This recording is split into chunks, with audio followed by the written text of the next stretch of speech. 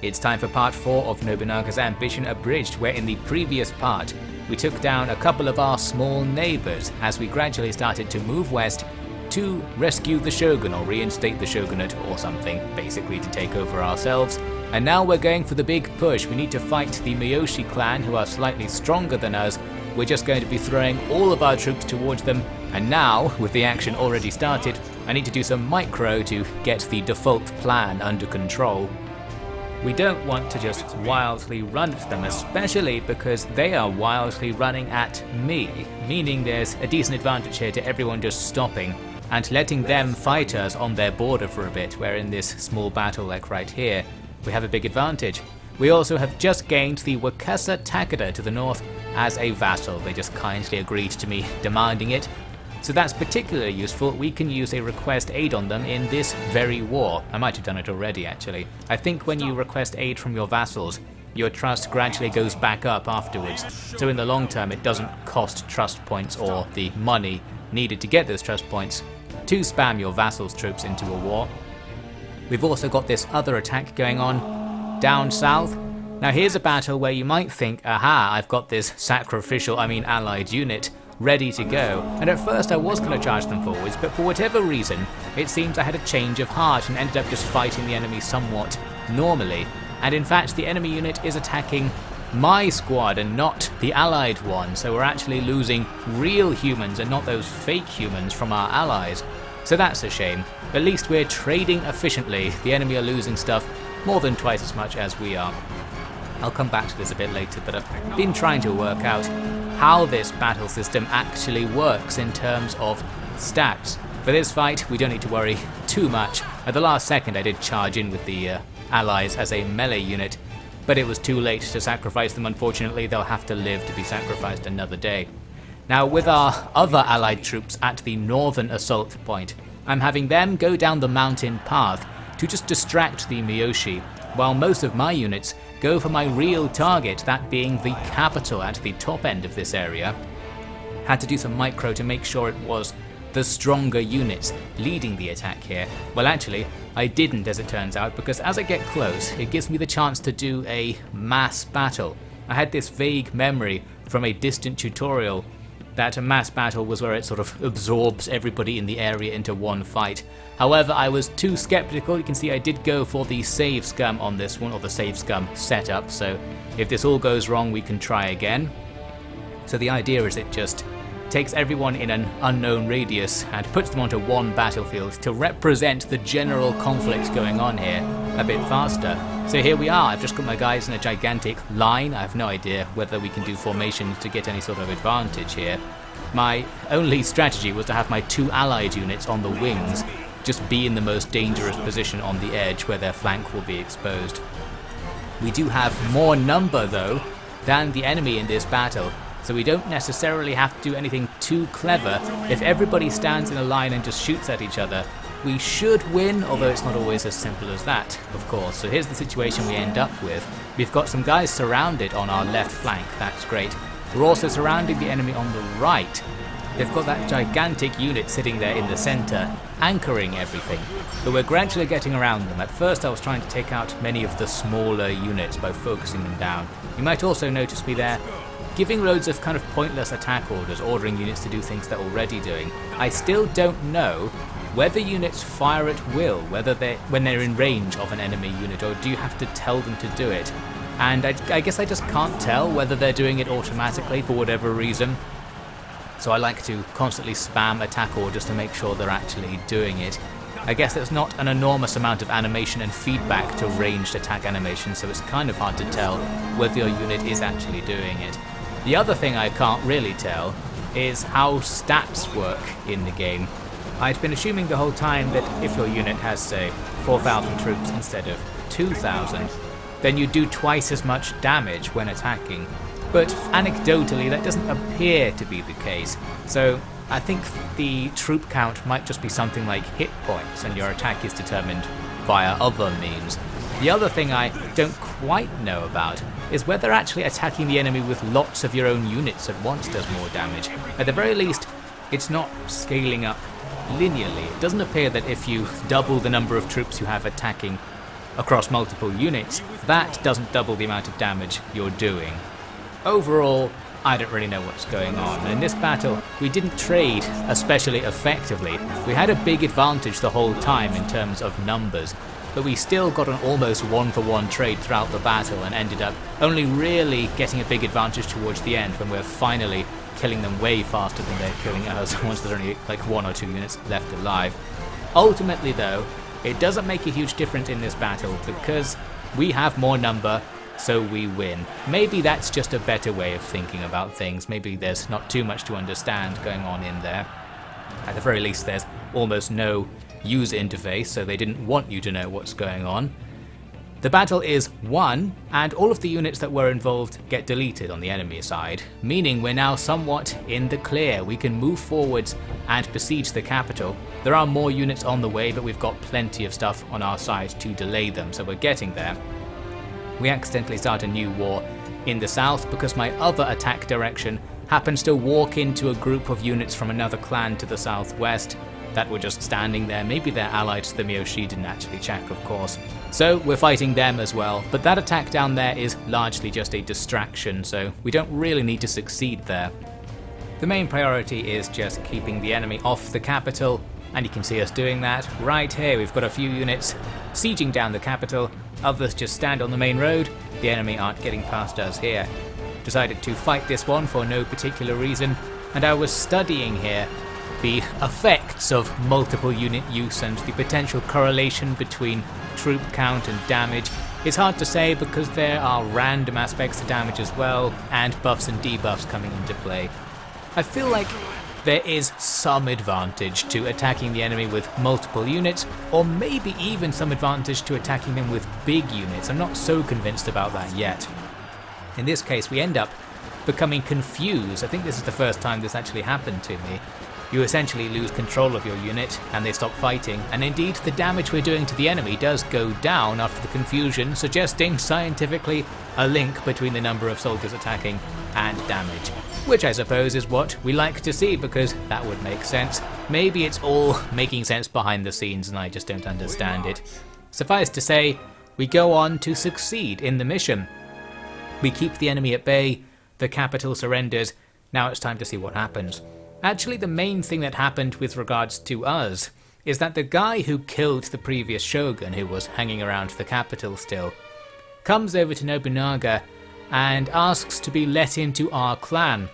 Nobunaga notes at first it might be better to punish this guy for his crimes to establish his own legitimacy and stuff.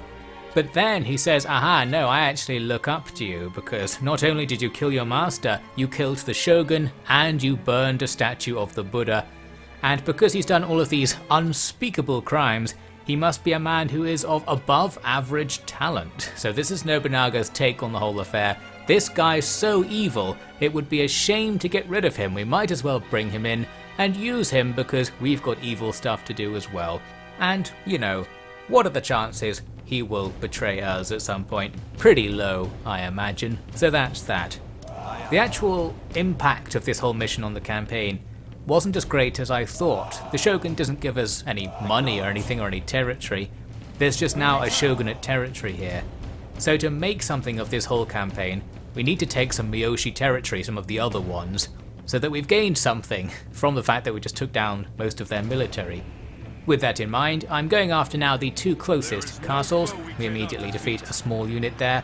I've also been asking more factions to become my vassal.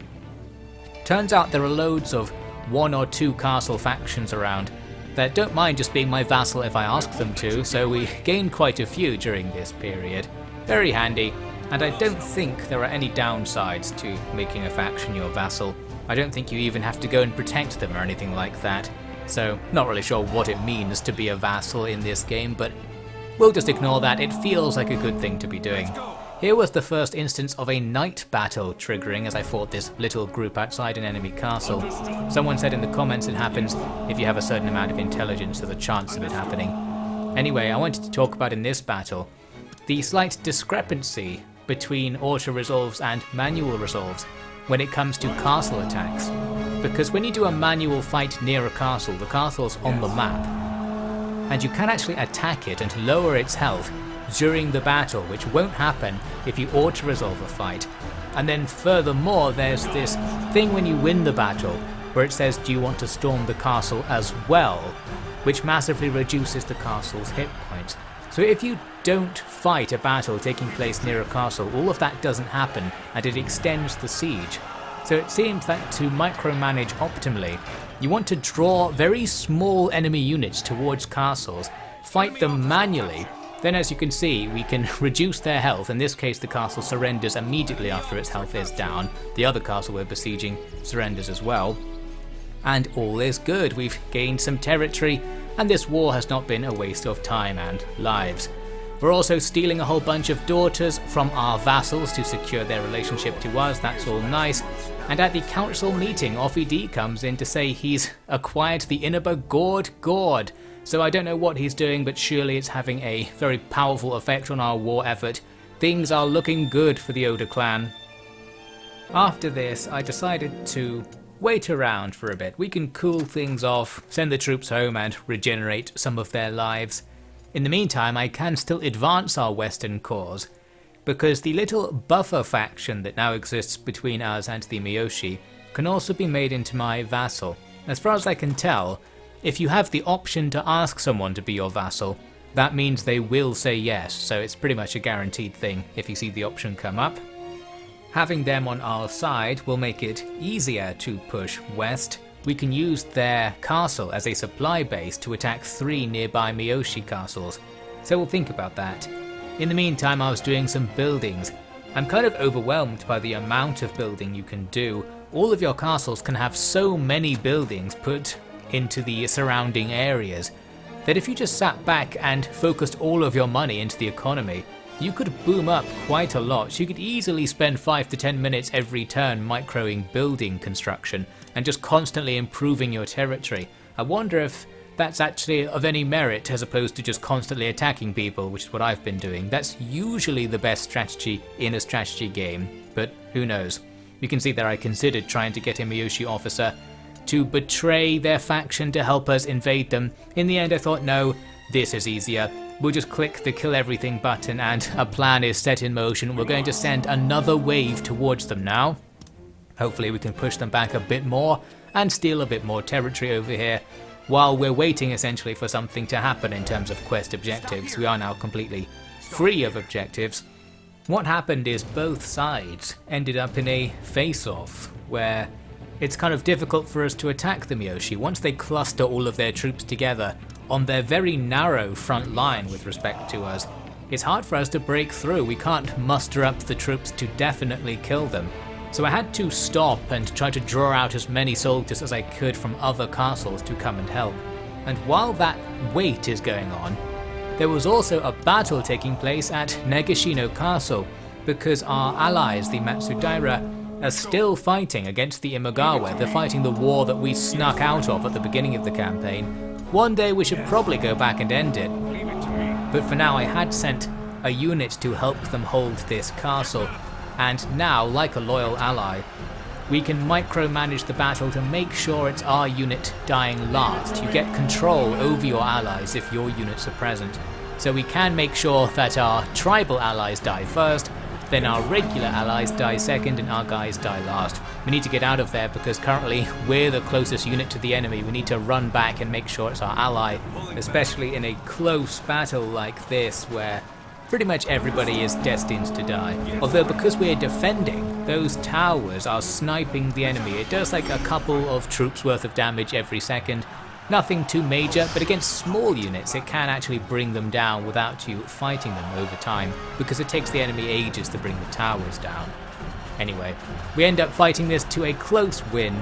Towards the end we get more evidence that the stat system doesn't work like I think. We end up with like 5 or 6 times the enemy's troops, but both sides were damaging each other pretty much equally in a ranged fight, which doesn't make too much sense. Ultimately I just withdraw because more Imagawa and Takeda troops are on the way, so I think Negashino is going down, but we tried to help a little bit. Now back to the real meaty fight. I'm just throwing everything at this Miyoshi position.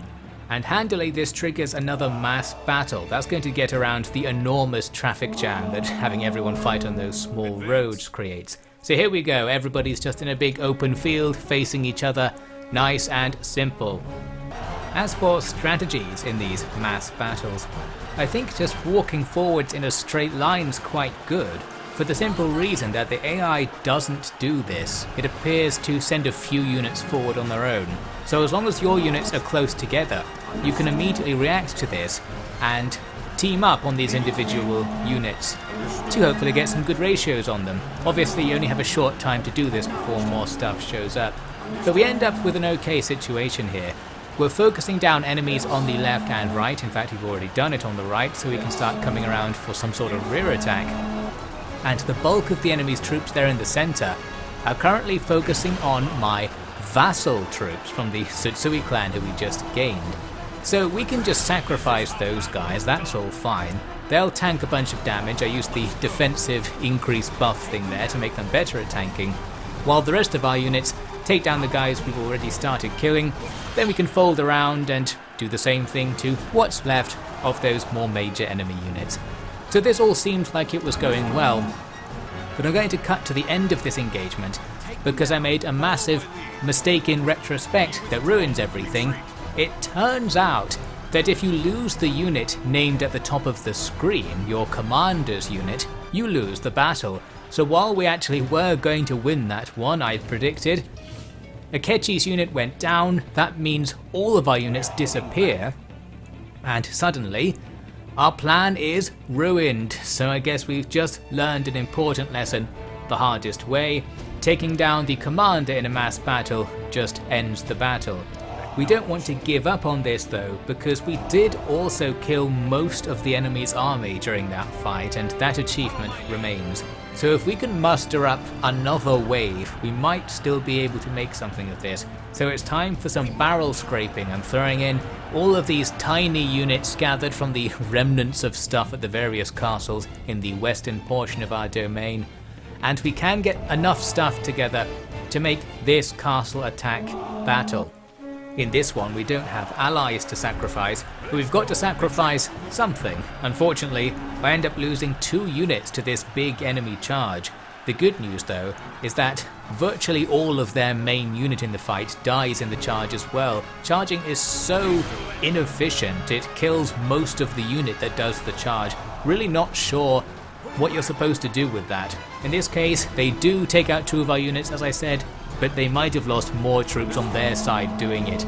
Plus I guess there's the aspect where it does cost the enemy command points to do that charge and to buff their troops up for it and stuff. So we can make them waste command points fighting our lesser units. In this case, not really applicable because they have plenty of command points. But anyway, they died sufficiently that we ended up winning that battle in the end. It was just more tactics to think about potentially. We got the castle damage as well, meaning it should be relatively easy to siege that castle down. I was planning to attack the other castle as well, but the enemy are spawning tribal reinforcements and they keep bringing in more units. They control eastern Shikoku Island, so they can ship in thousands of troops if they really try. It just takes them a while to show up, so we do have to be careful with that. Here I was checking in with the whole eastern front. It's not looking that good. The Takeda have actually taken a castle in one of my provinces that previously belonged to the Matsudaira, and Nagashino's about to go down.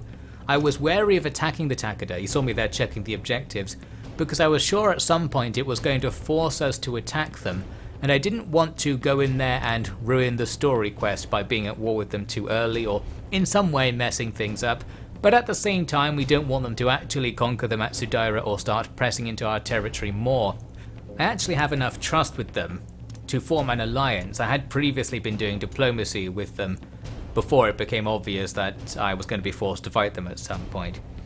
So what I started thinking is I'll do a 2-way plan. Basically I'll ask for an alliance and deploy troops against them at the same time. The alliance takes a while to be decided upon, so I'm going to have my troops go and sit near this Takeda castle in my territory. If they don't become my ally, I'll attack the castle as just a supporting attack in their war against the Matsudaira, and we'll start focusing more heavily on them, or they'll ally to me and maybe everything will be fine. Well, we'll just have to see.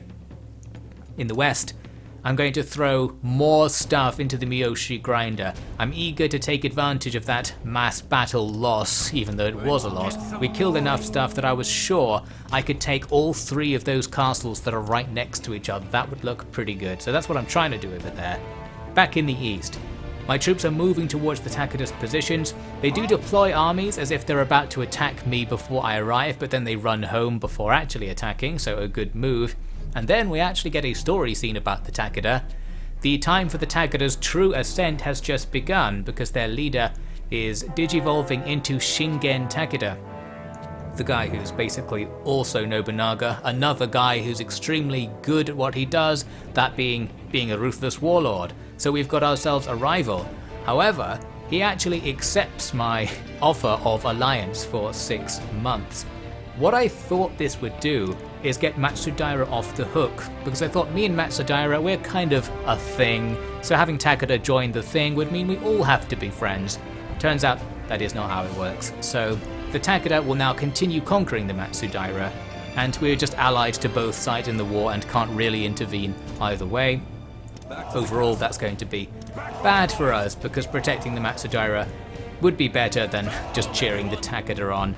Anyway, we'll have to come back to that. And on the Miyoshi front, we do eventually grind our way through all of the stuff at that second castle, and you can see I've gathered tons of stuff, so we're just going to keep pushing and try and go for that 3 castle sweep before we run out of total conscripts or provisions across our territory.